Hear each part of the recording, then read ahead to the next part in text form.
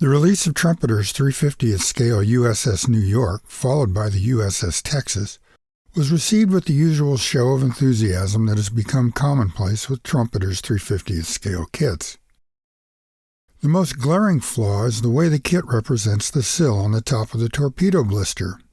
As you can see, compared to the actual ship, the kit's sill is about 3 times as wide as it should be. Depending on your predisposition, this can either be a deal breaker, something you can live with, or a doable correction. I took the following approach to render a more prototypical shape. As a preface, be aware that additional information on this project is presented on my webpage. The link is provided in the description of this video found below the player. The first step is the assembly of the hull halves. This is complicated by the fact that the hull halves in both my New York and Texas kits were badly warped.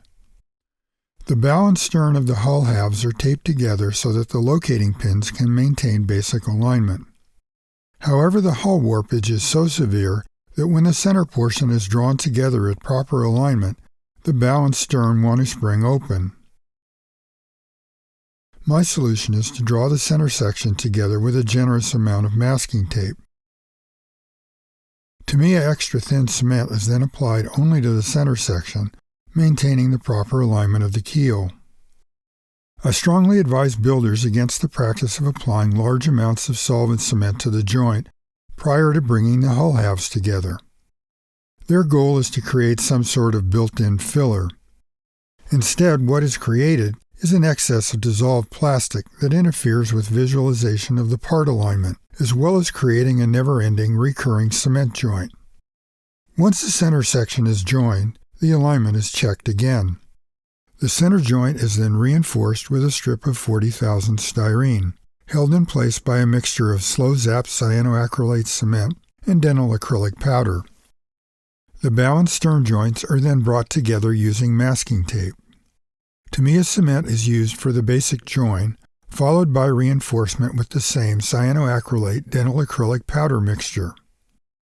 An additional amount of straight acrylic dental resin is used to back the styrene of the bow so that I can later improve the blunt kit contour. Before cementing the deck, I like to make provisions for later mounting of the model. This task is quite simple because of the shape of this particular hull. A piece of brass rod stock is fit into a perpendicular hole drilled into a block of wood. A piece of styrene tubing is cut and then placed over the rod stock. In turn, this is then fit into a hole drilled along the center line of the hull. The block rests on both bilge keels, maintaining a perfect horizontal alignment. Cyanoacrylate and dental acrylic powder is again used to affix the tubing.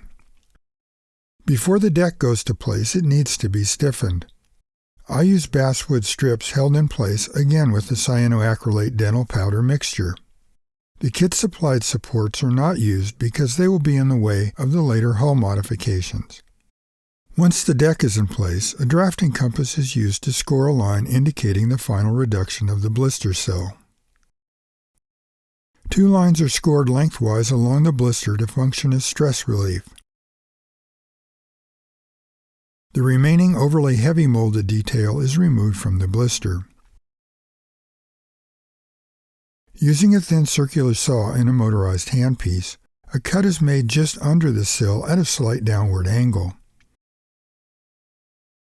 The goal here is to leave sufficient thickness on the edge of the sill, yet no material under the sill.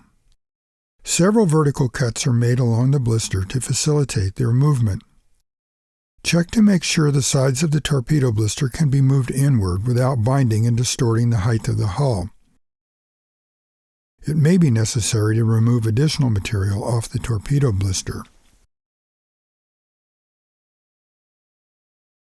16/1000 holes are drilled along the line scribed in the sill of the torpedo blister.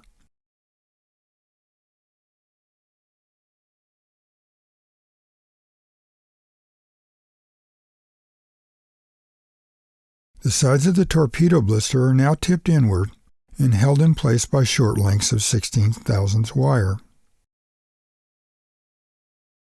More cyanoacrylate and dental powder is used to fill the gap between the torpedo blister and the sill. Once set, the pins are removed and additional filler is applied as well as filling the other gaps in the blister. Everything is sanded down and given a coat of primer. Only do one side at a time. In comparison to the unmodified side, you can see how dramatically this has changed not only the appearance of the hull, but the effective illusion of a different deck outline. In an ideal world, all our kits would be dimensionally perfect, and sometimes there's no easy fix for a kit that is less than utopian.